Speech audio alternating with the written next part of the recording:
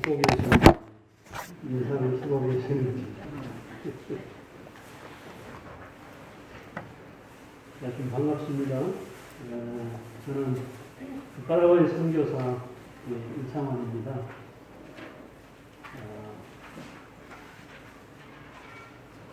광주 동목교회를 통해서 제가 구원을 받고요. 여기서 배우고 또 섬기는 가운데 교회 개척을 위해서 처음으로 87년도에 1987년도 파송을 받았습니다. 그리고 한 24년을 전국에서 이렇게 복음을 전하고 세워진 교회를 섬기다가 9년째 접어 들어가네요. 파라과이 선교에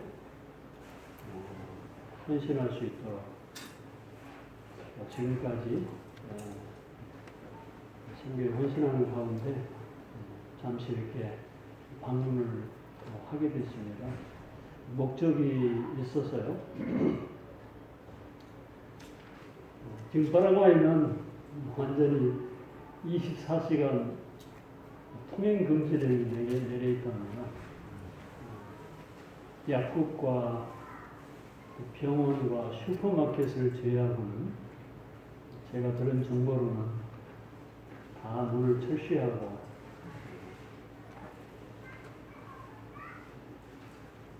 저는 개인적으로 만약에 이때 제가 나오지 못했더라면 어떤 상태로 있을까 이런 생각을 해보고 자연스럽게도 감사하는 마음이 듭니다. 묶여도 한국에서 묶일 수 있도록. 그래서 제가 여기 들어온 그 이유와 목적이 있는데 그것이 좀 해소가 되면은 코로나 이런 사태가 좀 완화가 되면은 6, 7월 경에는 다시 선교지로 들어갈 예정입니다. 광주 동북교회의 기쁨이 제 기쁨이고 아픔이 저의 아픔이기도 합니다. 광주 동북교회 기도 제목이 제 기도 제목이기도 합니다. 이 교회당 건축이 절실한 가운데 사실은 오랫동안 기도하고 계셨을 텐데 착공이 되고요. 또 쉽지 않은 그런 과정을 겪으시면서 건축이 진행되고 있다는 소식을 멀리서 듣게 됐는데요. 성도들의 마음을 모아주시고 또 믿음으로 이렇게 완공이라는 결과를 보게 해주신 주님께 감사를 드립니다. 여러분들의 수고와 헌신에 대해서도 격려의 말씀을 드립니다.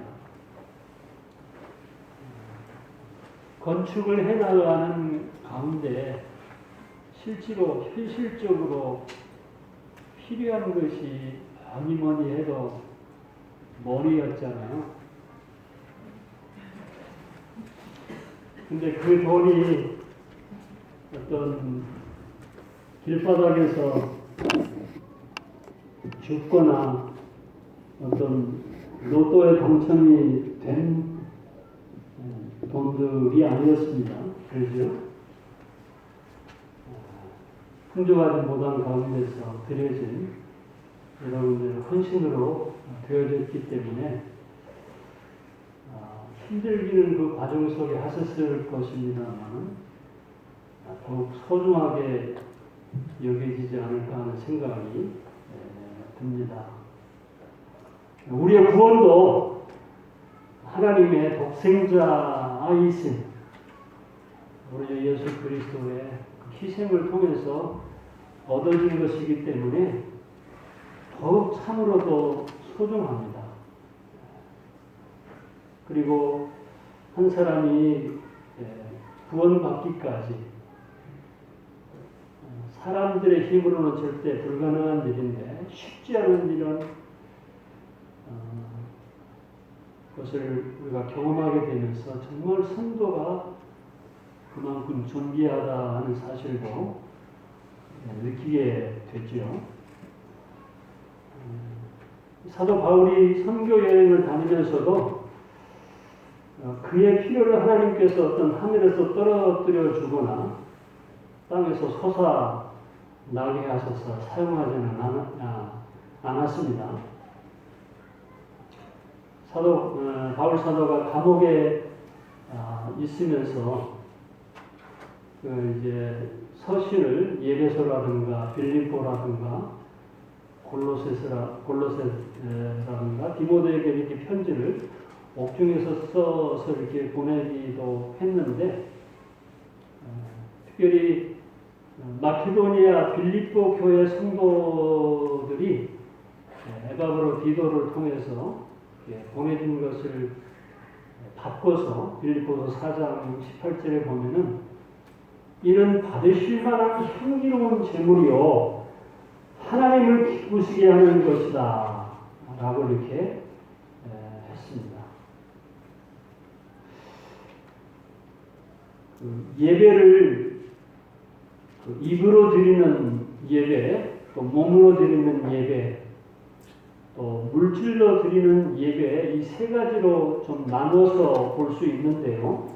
히브리서 13장 15절에 말씀에는 그러므로 우리는 예수로 말미암아 항상 찬송의 제사를 하나님께 드리자. 우리가 이제 방금 전에도 성찬 예식을 통해서 주님을 기념하고 기억하면서 입으로 감사와 찬송을 올려드리면서 예배를 드렸습니다. 로마서 12장 1절에 보면은 그러므로 형제들아 내가 하나님의 모든 자비하심으로 너희를 권하노니 너희 몸을 하나님이 기뻐하시는 거룩한 산 제사로 드리라. 이는 너희가 드릴 영적 예배니라고 말씀하셨습니다.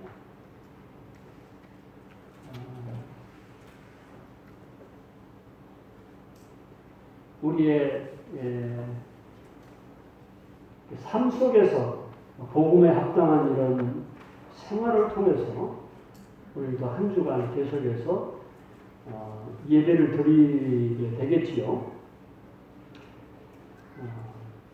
아까 빌립보서 4장 18절에 말씀하신 것처럼 사도 바울은 내게 모든 것이 있다, 또 풍부하다. 그런데 에바브라 디도 편에 너희가 준 것을 내가 받음으로 내가 풍부하니 이는 받으실 만한 향기로운 제물이요 하나님을 기쁘시게 한 것이라. 이것이 바로 물질로 드리는 예배, 하나님께 헌금을 드림으로 이렇게 예배를 드릴 수 있습니다. 하나님께 헌금을 드리는 것은 바로 하나님께 예배를 드리는 것입니다. 받으실 만한 향기로운 제물이요 하나님을 기쁘시게 한 것이라고 했습니다. 하나님께서는 받으시는 제물이 있고 받지 않으시는 이런 제물이 있습니다. 여러분 잘 아시는 대로 창세기에 보면은 아벨과 제물은 받으셨다. 그러나 가인과 그 제물은 받지 않으셨다고 말씀하고 있습니다. 말라기서 1장 13절에 보면은 만군의 여호와가 이르노라 너희가 또 말하기를 이 일이 얼마나 번거로우고 하며 호우숨치고 훔친 물건과 저는 것 병든 것을 가져왔느니라. 너희가 이 같은 보험물을 가져오니 내가 그것을 너희 손에서 받겠느냐? 이는 여호와의 말이니라. 우리 하나님께 드려지는 예물을, 헌금은 하나님께서 받으시는 것이, 우리가 헌금을 하는 것은 바로 하나님께 예배를 드리는 행위라고 그렇게 볼 수 있는 것입니다. 여기 계신 사랑하는 형제자매님들은 천국에서 하나님과 함께 영원히 사실 것을 분명히 믿고 계시죠. 그렇다면 지금까지 여러분들이 하나님께 드린 그 헌금이 영원한 하늘에 보관되어 있을 것이라고 믿고 계십니까?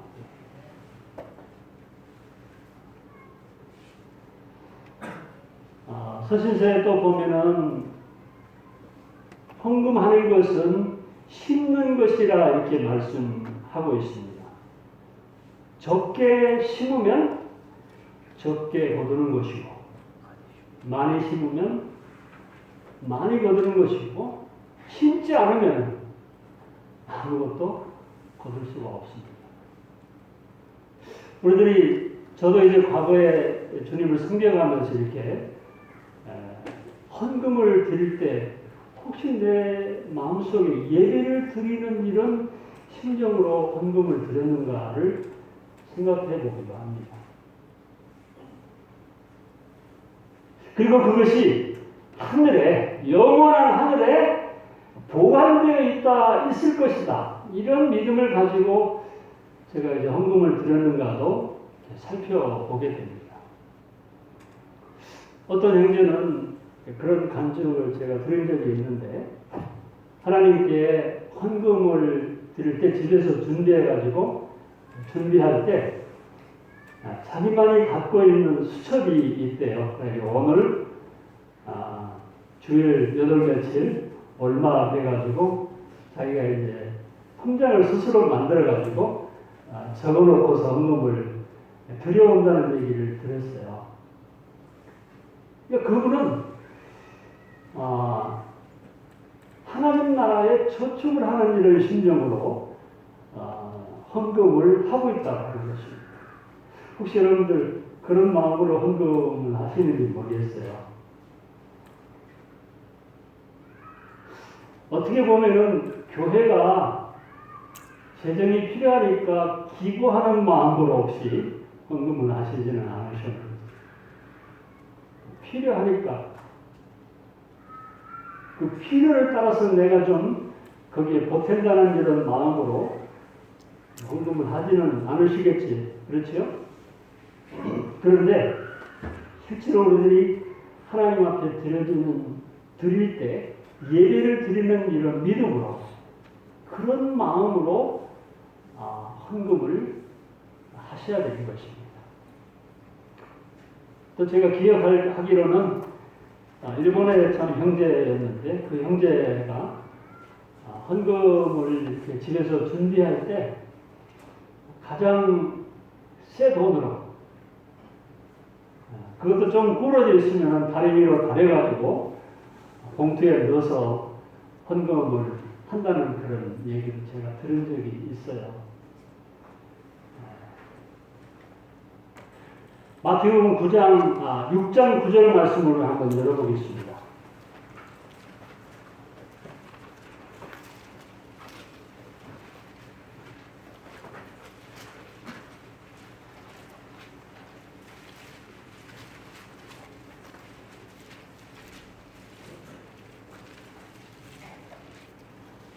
마태복음 6장 9절,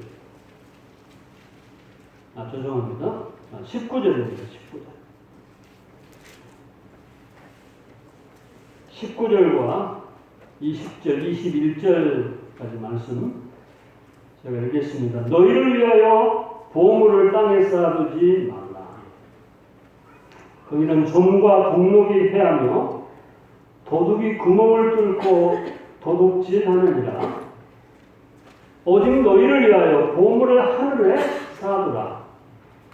거기는 좀과 동록이 해하지 못하며 도둑이 구멍을 뚫지 못하고 도둑질도 못하느니라.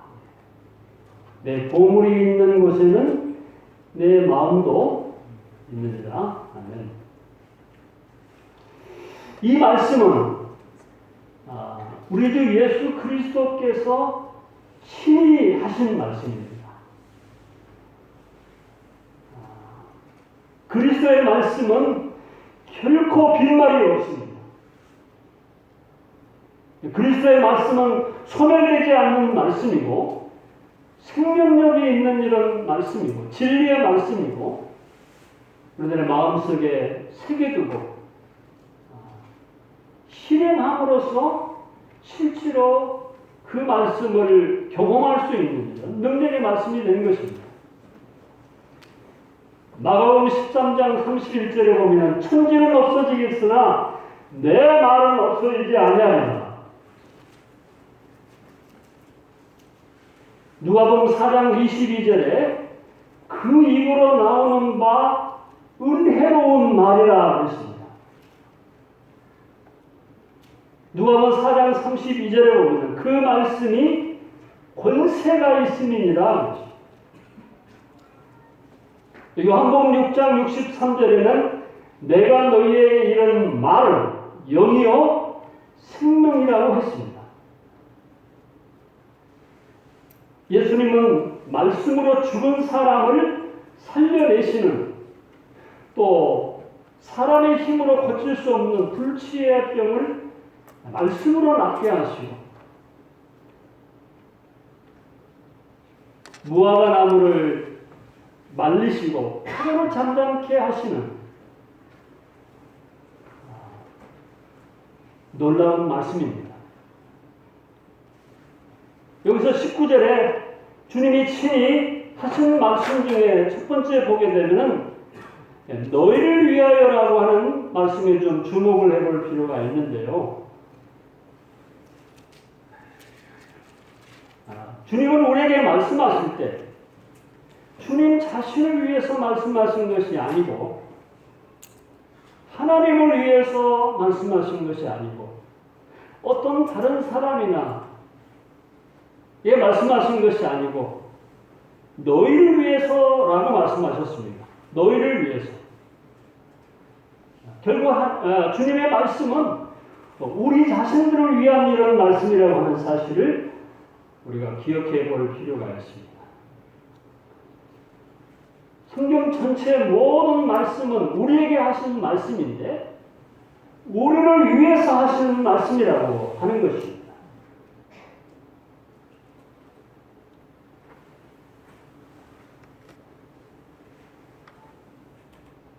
그리고 두 번째로 보면은 보물이라고 했습니다. 너희를 위해서 보물이 뭘까요? 있으나마나 한 것이 아니지요. 아주 귀한 것입니다. 그리고 값어치가 있는 것입니다. 흔하지 않는 것입니다. 여러 가지로 생각해 볼 수 있습니다만은 어렵게 모으는 것이 될 수도 있습니다. 땀 흘려서 번 돈이 될 수도 있는 것입니다. 이 보물은 너희를 위해서 이 보물을 잘 보관해야 된다고 하는 것입니다. 잘 쌓아두어야 된다고 하는 말씀입니다. 너를 위해서 이 보물을 정말 가치 있는 것을 가치 있게 여기는 것을 땅에다 쌓아주지 마.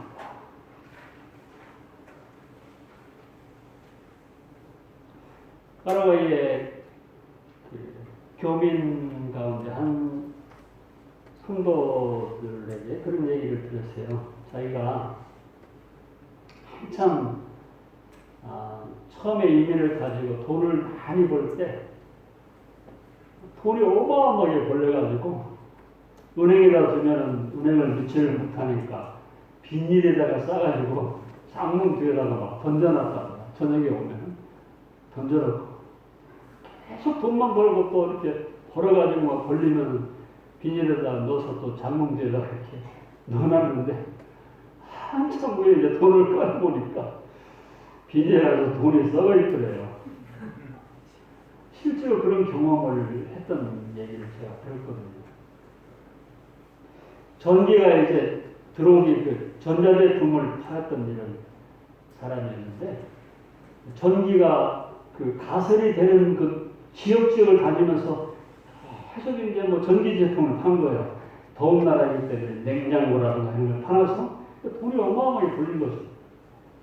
실제로 그 사람 돈이 또 없기 때문에 냉장고가 필요하기 때문에 할부로 이제 옛날에 우리가 그랬던 것처럼 현금으로 못 사니까 할부로 이제 뭐 10달이라든가 뭐 2년이라는 게 걸려서 매달 이렇게 조금씩. 그런데 그 할부라고 하는 것이 실제로 1,000만 원짜리라면은 2천만 원에 이제 사는 거예요. 현금으로 직접 사면 이제 1,000만 원이면 살 수 있는데도 할부로 사야 되니까 2천만 원 꼽을 붙여서 이렇게 파는 것이거든요. 팔고 계속 수금을 하고 다니고 또 가설이 되면 또 그 동네에 가서 이제. 그러니까 그야말로 마치 돈벼락을 맞은 것처럼. 그런데 그 돈이 양봉 속에서 실제로 썩어 있어서 상당한 돈이 못 쓰게 되는 이런 결과를 보게 됐다는 그런 얘기를 하더라고요.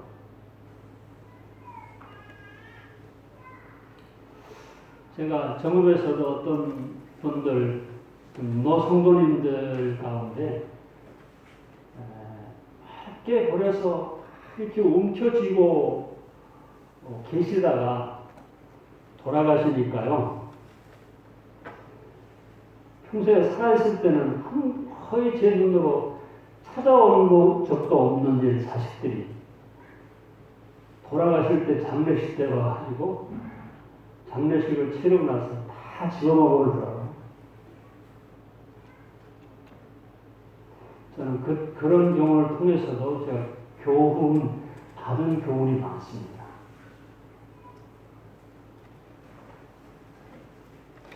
일본의 유명한 우치무라 간주라는 분이 돈에 대해서 그렇게 말을 했습니다. 돈이 있으면 침대를 살 수 있다. 그러나 잠은 살 수 없다. 책은 살 수 있지만 두뇌는 살 수 없다. 좋은 음식은 살 수 있지만 입맛은 살 수 없다.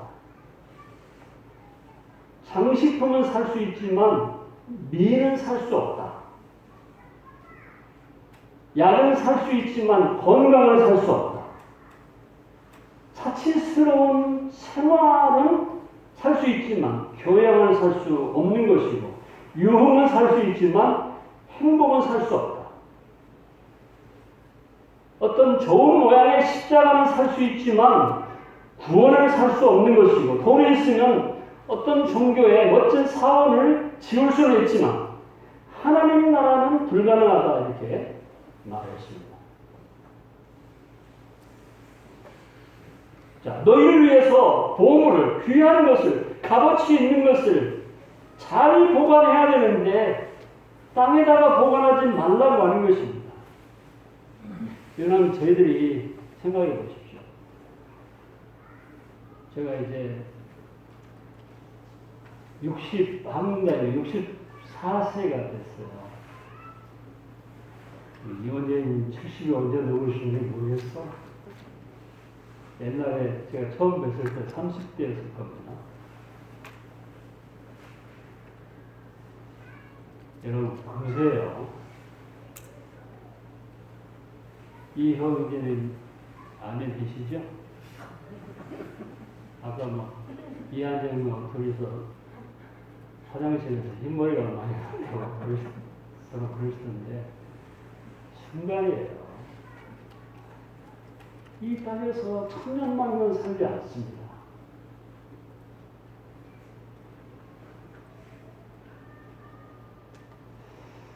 그렇다고 해서 우리가 이 땅에서 무슨 먹을 건 못 먹고 쓸 건 못 쓰고 그러라는 이런 말씀은 아닙니다. 어떤 사람들은요, 그렇게 귀한 것을 그냥 쌓기만 하고 사용하지 않는다는 거예요. 사용해도 이 땅의 것만을 위해서 쓴다고 하는 것입니다.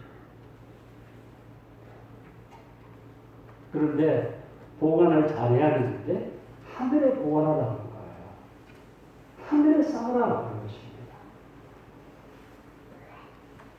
20절에 오직 너희를 위하여 보물을 하늘에 쌓아두라. 쌓아두라고 하는 말이 무슨 말씀일까요? 하늘에 쌓아두라.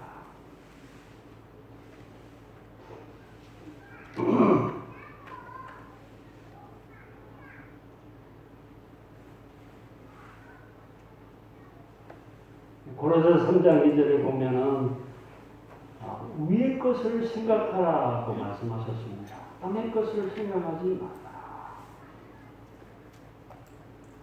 우리는 사실은 이 땅에서 나그네 삶을 살아가는데 실제로 그렇습니다. 우리의 생각은 항상 위의 것을 생각해야 된다고 하는 것입니다. 곽영진님 전에 전도하실 때 내가 생각나는 것은 그 얘기를 하셨던 것이 저도 이제 기억하는데, 사람이 태 속에서 10개월 있는 것은 그것만이 전부가 아니고 10개월 이후에 있을 이 땅에서 사는 삶을 위해서 준비하는 이런 시간이 아니겠습니까? 또 이 땅에서 사는 것은 7, 80이라는 그 짧은 생애를 사는 것은 이 세상을 위한 것이 아니고 다음에 있을 기다리고 있는 영원한 세계를 준비하는 이런 과정이 있다고 하는 것입니다. 실제 그렇습니다. 우리는요, 우리가 다음에 들어갈 영원한 하나님의 나라를 생각하며 사는 것입니다. 그 나라를 위해서 예금하는 것이고, 저축하는 것이고, 심는 것이고, 사는 것이라고 하는 것입니다. 그래서 쌓는다고 하는 것은 어떻게 그 보물들을 사용하느냐고 하는 것이지요. 무엇을 위해서 사용하느냐, 어떻게 사용하느냐고 하는 것입니다.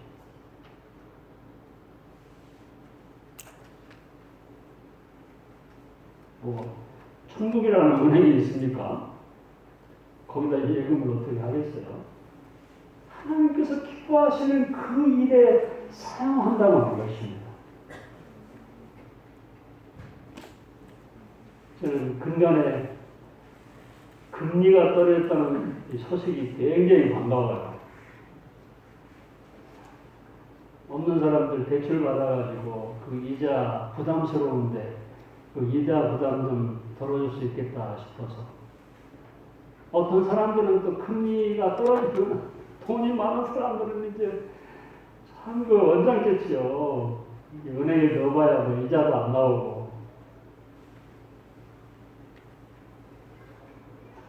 돈이 있어가지고 쓸 줄은 모르고 어쩔 줄 모르는 사람들이 있을 수도 있거든요.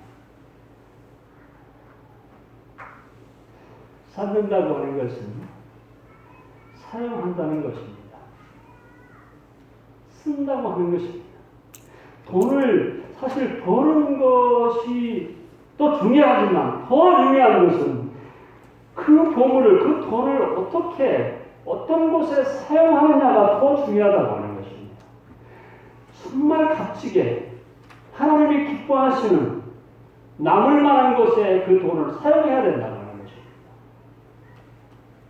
나중에 정말 무형재물이 되어버릴 수 있어요. 썩어버릴 수 있습니다.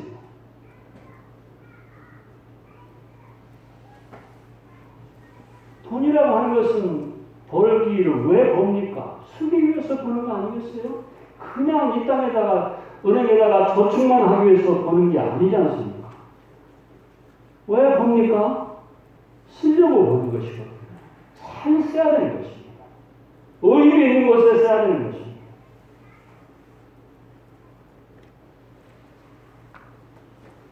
복음이 증거되는 곳에 영적인 투자라고도 볼 수 있습니다. 영혼을 구원하는 일에 투자하는 것은 잘 사용하는 것이라고 믿습니다. 또 영혼이 구원받은 성도들이 모이는 이런 교회가 세워지는 것에 투자하는 것이 잘한 투자라고 볼 수 있는 것이고요. 또 정말 어떤 실제로 가난한, 게을러서 가난한 것이 아니고 어쩔 수 없이 가난한 이런 사람들을 위해서 구제하는 데 사용하는 것도 사실은 하늘에 쌓아놓은 것입니다.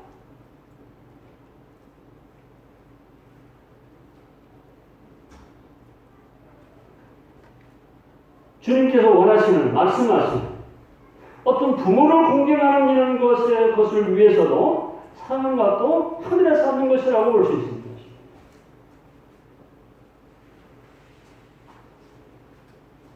여러분들이 교회당 건축하는데도 최선을 다하셨을 거라고 제가 믿습니다.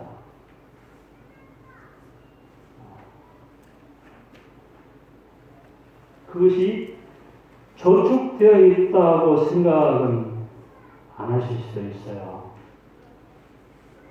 예금되어 있다고, 보관되어 있다고 이렇게 생각은 안 할 수도 있습니다.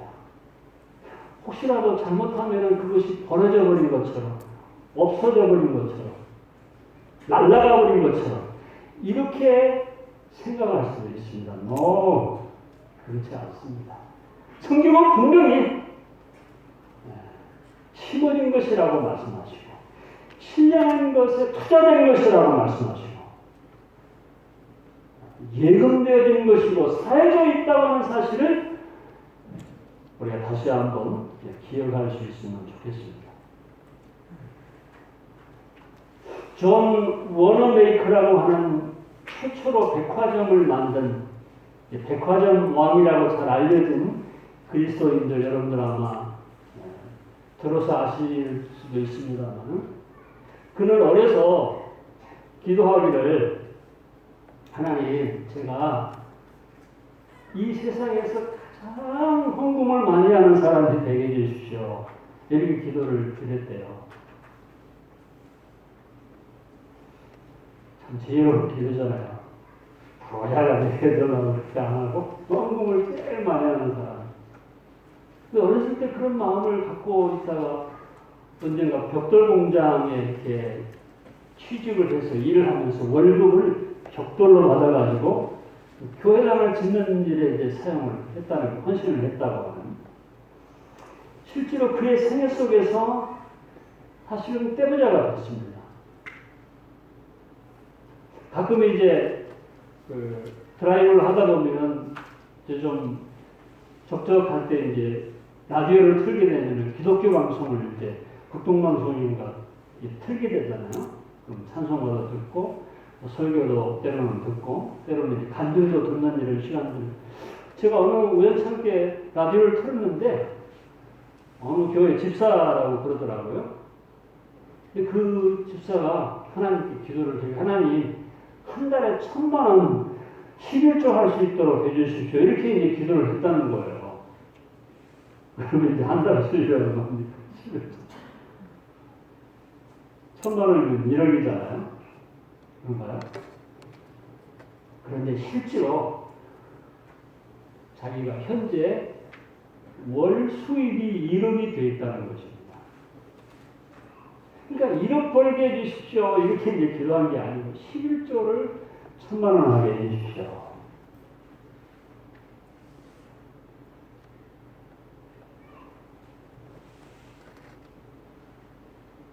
여러분, 천빈을 좋아하시나요? 천부를 좋아하시나요?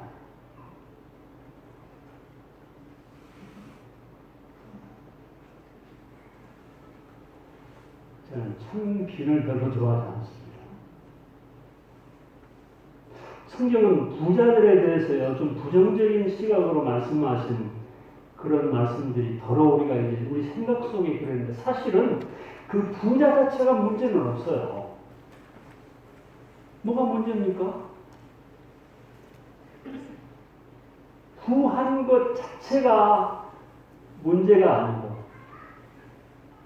그 부를 축적하고 부를 자기를 위해서만 쓰는 그 자체가 이제 문제가 되는 것이지. 적어도 우리 크리스찬들은요, 부를 그렇게 인식하지는 않습니다. 정상적인 크리스찬이라고 하면. 일반적으로 하나님 없이 살아가는 사람들이 부자는 문제가 될 수 있어요. 정말 천국 들어가기가 불가능할 수도 있습니다. 어려울 수 있습니다.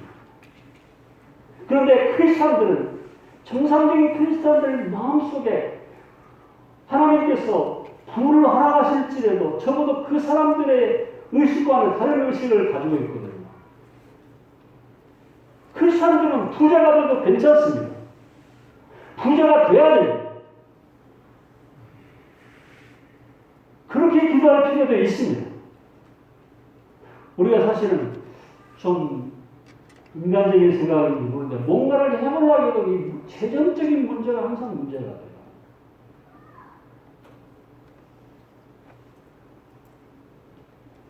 저는 우리가 잘 아는 서욱주 형제님 같은 경우에 우리 보통 형제들보다는 상당히 많이 가지고 계실 거예요. 그죠?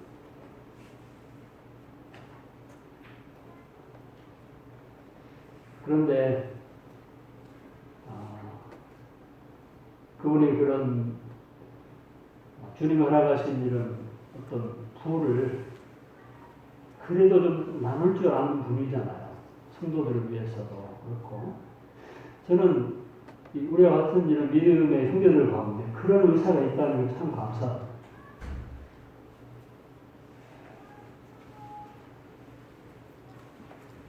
제가 왜 그것을 느끼냐면 파라과이에서 제가 느꼈는데요. 파라과이에서 우리 장로제 두 분이 한 교회 형제가 있는데 가정의학과 의사가 있고 또 심장병 전문의가 있어요. 우리 사형제님과는 전혀 다른 의식을 가지고 있더라고요. 사형제님 연세가 노인 어느 정읍에서 안과에 갔더니 보통 내과에서 이렇게 당뇨가 있다 그러면은 안과로 좀 보내서 눈도 좀 살펴보도록 하는데 어디 내과를 다니셔 그랬더니 제가 남원의 서울주 내과를 다니냐 그랬더니 그 노인양반 지금도 합니까? 그러더라고요. 아마 후배의 모양이에요. 그러고 보니까 그분도 상당히 서영님 나이가 좀 드셨을 거예요. 그죠?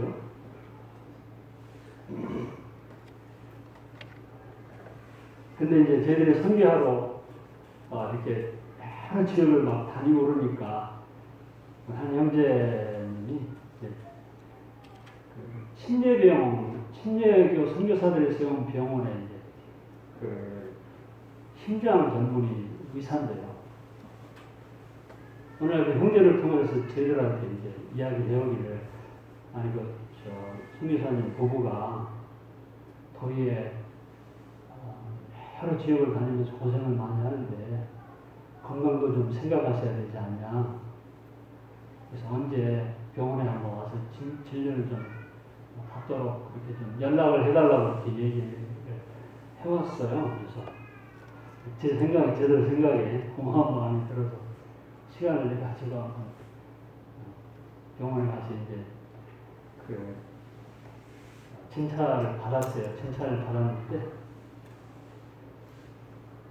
받고 나서 이제 청구서를 보니까 그야말로 어마어마한 돈이 나왔어요. 아니 이제 제가 좀 오해한 거죠. 물론 그걸 그냥 어떤 은혜로 받을 생각을 제가 이제 안 했어버린 건데 큰아이가 그렇게 말을 하니까 너무 고생하니까 건강도 좀 챙기셔야 되고 그러니까 병원에 오라 그래라 오시라고 해서 진단 좀 받고 그래도 얼마나 나오겠냐 그랬더니 엄청난 돈이 청구가 됐어요. 이 신망을 제가 했어요. 그리고 댕기열이 한번 가스댕기열이라고 댕기열 증세가 있어가지고 저녁에 이제 아주 힘들고 막 그러더라고요. 그래서 가정의학과 그 전문의 있는 그 형제가 이제 파라과이 같은 경우에는 어느 이렇게 종합병원에서 근무를 하다가 시간 나면 또 자기 집에도 가정의학 집에도 의사로서 활동을 할 수 있으니 집으로 또 이제 저녁 늦게 찾아갔어요. 거기서도 마찬가지예요.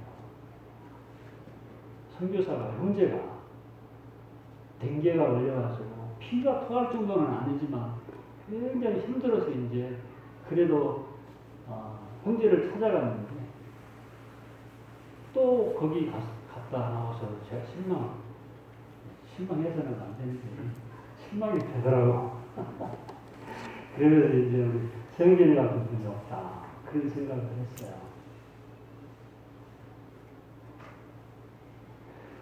크리스천들이 부할 필요가 있습니다. 사업을 통해서든지 어떤 경우를 통해서든지 하나님 앞 그렇게 기도할 필요도 있고요. 돈을 어떻게 사용하느냐가 문제가 되는 것입니다. 부자가 되는 건 문제일 게 없어요. 가이오라는 사람을 우리가 이제 성경 속에서 찾아볼 수 있는데 바울과 함께 예배소에 동행했던 마케도니아 사람이죠. 그리고 바울이 3차 전도 여행을 하는 가운데서 그의 집에서 머물렀습니다. 요한 3서를 보게 되면은 사도 요한이 가이오에게 개인적으로 편지를 쓴 내용을 읽어보면 가이오가 상당히 구한 이런 형제였던 것 같아요. 근데 가이오가 진리 안에서 그 사도 요한의 짧은 요한 서신서를 읽어보게 되면은 내가 진리 안에서 행한다 하니 내가 심히 기쁘다 그랬어요.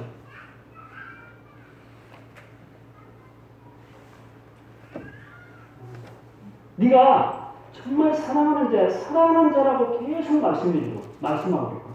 사랑하는 자야, 사랑하는 자야. 네가 진리를 위해서 함께 일하는 자가 되려 합니다. 실제로 그가 어떤 복음을 들고 다니면서 전도하고 이런 사람은 아니었습니다. 그러나 실제로 전도자들의 필요를 돕고 그 일에 함께하는 이런 사람이었기 때문에 또 그들을 영접해서 접대하고 그들의 사역에 필요한 것을 공부한 이런 사람이었던 것을 소문을 통해서 듣고 사도 요한이 그에 대해서 칭찬하고 있습니다.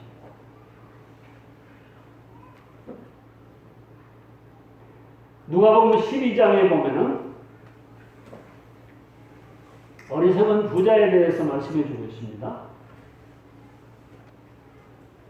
한 부자가 그 밭에 소출이 풍성해가지고 그 마음에 생각을 합니다. 내가 곡식을 쌓아둘 곳이 없으니 어떻게 할거나. 내가 이렇게 해야 되겠다. 내 곡간을 이제 작은 곡간을 헐어버리고 크게 지어가지고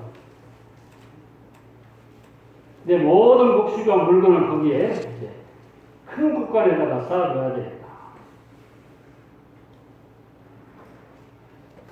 내가 내 영혼에게 스스로 이제 말하는 영혼아 여러 해 쓸 물건을 많이 쌓아두었으니 평안히 쉬고 먹고 마시고 즐거워하자 하리라 하네. 하나님은 이르시되 어리석은 자여 오늘 밤에 내 영혼을 도로 찾으리니 그러면 내 준비한 것이 누구에게서 되겠느냐.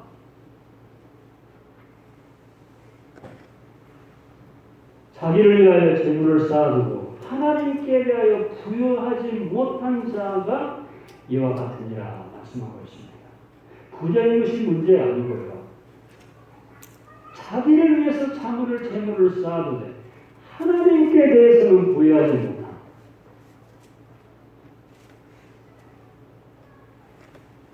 또 누가복음 18장에도 보면은 어떤 관리에 대해서 말씀해 주고 있습니다. 예수님을 찾아가서 선한 선생님이여 내가 무엇을 하여 영생을 얻으리까? 예수님은 그에게 어찌하여 내가 나를 선하다고 일컫느냐? 하나님 한 분에는 선한 이가 없다. 그의 마음을 꿰뚫어 보시는 분이시죠. 네가 계명들을 알지 않냐? 간음하지 말거라, 살인하지 말거라, 도적질하지 말라, 거짓 증언하지 말라. 내 부모를 공경하라 했는데, 그때 이제 내가 어려서부터 다 이 말씀들을 지켰다는 것이에요. 그런데 한 가지 부족한 것이 있다. 내게 있는 것을 다 팔아서 가난한 자들에게 나눠주라고 그랬습니다. 그러면 하늘에서 내게 보화가 있으리라. 그리고 와서 나를 따르라 말씀하시니까 이 사람이 어떻게 됐습니까? 근심했다고 했습니다. 큰 부자니까. 큰 부자인 것이 문제가 아니죠. 그는 필요한 곳에 쓰려고 하지 않는 구제 인색하는 것이 문제였습니다.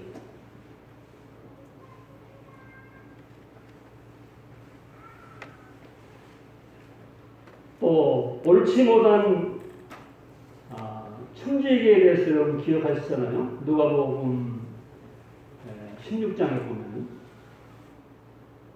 제가 읽어드리겠습니다. 1절 또 9절까지. 또 제자들에게 이르시되 어떤 부자에게 청지기가 있는데 그가 주인의 소유를 낭비한다는 말이 그 주인에게 들린지라 주인이 그를 불러 이르되 내가 내게 대하여 들은 이 말이 어찌 되느냐 내가 보던 일을 세마라 청지기 직무를 계속하지 못하리라 하니 청지기가 속으로 이르되 주인이 내 직분을 빼앗으니 내가 무엇을 할까 땅을 파자니 힘이 없고 빌어먹자니 부끄럽구나 내가 할 일을 알았도다 이렇게 하면 직분을 빼앗길 후에 사람들이 나를 자기 집으로 영접하리라 하고 주인에게 빚진 자를 일일이 불러다가 먼저 온 자에게 이르되 네가 내 주인에게 얼마를 빚졌느냐 말하되 기름 100마리 이르되 여기 내 증서를 가지고 빨리 앉아 50이라고 써라 하고 또 다른 얘기를 이르되 너는 얼마를 빚졌느냐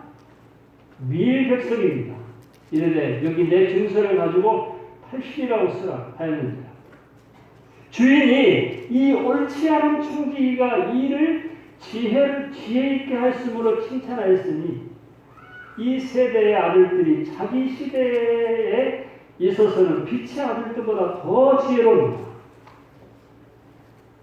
내가 너희에게 말하노니 주님이 친히 말씀하시기를 내가 너희에게 말하노니 불의의 재물로 친구를 사귀라. 그리하면 그 재물이 없어질 때에 그들이 너희를 영주할 처소로 영접하리라.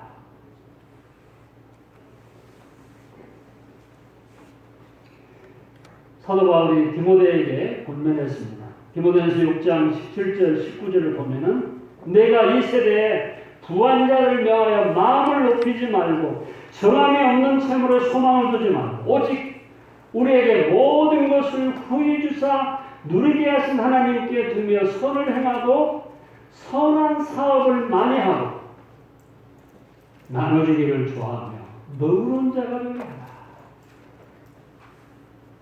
선한 사업을 많이 하고 나눠주기를 좋아하며 너그러운 자가 되게 하라. 이것이 장래의 자기를 위해서 너희를 위하여 보물을 하늘에 쌓아두라 말씀하십니다. 이것이 장래에 자기를 위해서 좋은 터를 쌓아 참된 생명을 취하는 것이니라 이렇게 말씀하고 있습니다. 선한 사업을 많이 하고 나눠주기를 좋아하며 너그러운 자가 되리라. 예수님은 부유하신 분이시지만 우리를 위해서 가난하게 되셨습니다. 저는 보편적으로 하나님께서 어떤 전도자들에게는 부를 허락하시지 않는 것으로 성경에서 경험적으로 이렇게 이해를 합니다. 그러나 그리스도인들이 가난해야 될 이유가 없습니다. 물론 정직하게 살아야 됩니다만 정직하게 정상적으로 돈을 벌어야 됩니다만 비는 하나님의 뜻이 아닙니다. 충무가 하나님의 뜻이라고 제가 했습니다.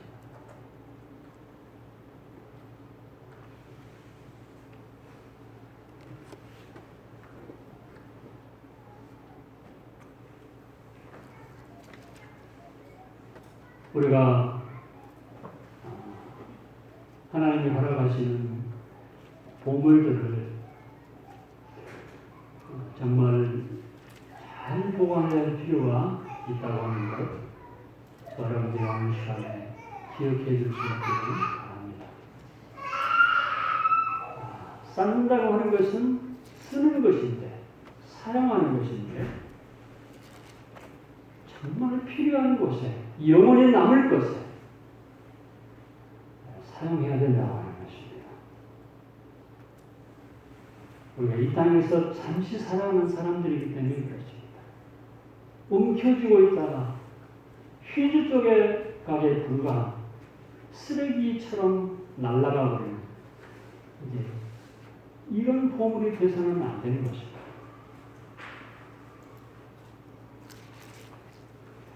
분명히 여러분들이 드려진 헌신과 헌금은 보관되어 있습니다. 그렇게 성경은 말씀해 주고 있습니다. 날아가 버린 것이 아닙니다. 밀 한 톨을 농사를 지어보신 분들 아시겠습니다만, 지금 이제 철이 하지감자 심을 철이라고 그러더라고요. 시감자를 이렇게 심을 때 제가 기억하기로는 조각을 내가지고 이렇게 통째로 안 심고 싹을 좀 씌워가지고, 그런데 나중에 6월달 되면 하지, 지금 3월이니까 4월, 5월 한 3개월 좀 뒤에 오면 이제 감자 수확을 하지 않습니까? 근데 그 시감자를 조각을 내서 심었는데 얼마나 많은 그 감자들이 열려 있을까요? 한번 상상해 보십시오. 밀 한 톨을 심었는데 그 싹이 나서 밀이 썩어서 올라오는데 얼마나 많은 열매를 맺습니까? 심는 것은, 그래서 심는 농부들이 심을 때 안 좋은 것을 심지는 않습니다. 좋은 것을 보관했다 심거든요. 또 심는데 인색하지 않습니다. 왜냐하면 거둘 소망을 가지고 심기 때문에 그렇습니다. 농부들이 그냥 버려볼 생각합니까? 그렇잖아요. 버릴 때도 종자를 아주 좋은 것으로 보관을 해놓는 것입니다. 왜냐하면 거둘 소망이 있기 때문에 그렇지요. 성경도 그렇게 말씀해주고 있습니다.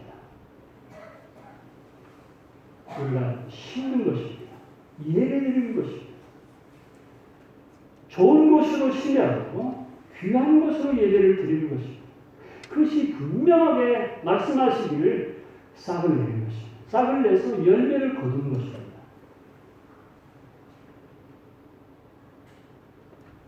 우리가 앞으로 주님과 함께 살아갈 시간은 영원입니다.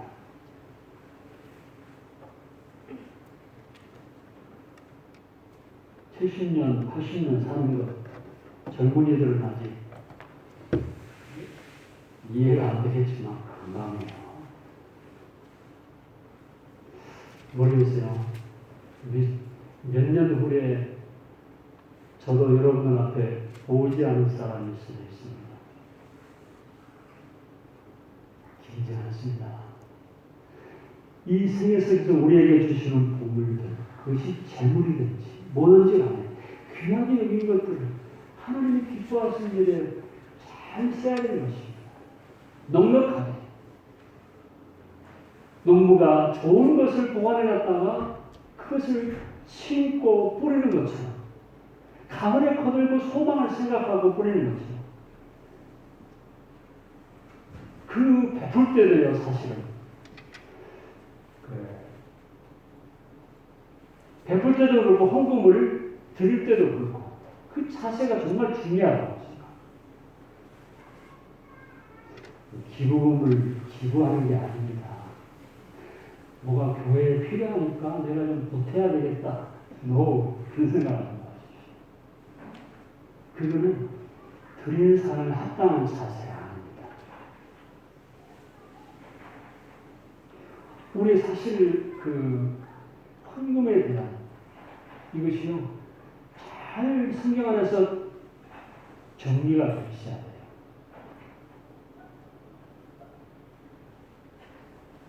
여러분 누구나 잘 아시는 이런 주제를 말씀을 드렸는데 한 번 더 저희들이 상기하고 새겨 두었다가 실질적으로 이것이 이제 어떤 이론으로 아는 것으로 붙여버리면 의미가 없습니다.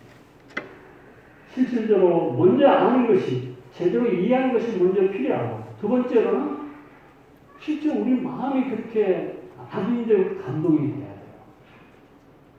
거기까지 끝나도 안 됩니다. 실제로 그것을 실행을 해야 되는 것이. 실행을 해보십시오. 헌금할 때나 선을 베풀 때나 재물을 사용할 때 어떻게 사용할 것인가 하는 것에 대해서 여러분들이 이 말씀을 마태복음 6장 19절에서 21절 말씀을 깊이 새겨두시고 실제로 이 말씀을 이론이 아니고 경험하고 이 말씀을 경험하는 그런 귀한 저 형들이 될 수 있기를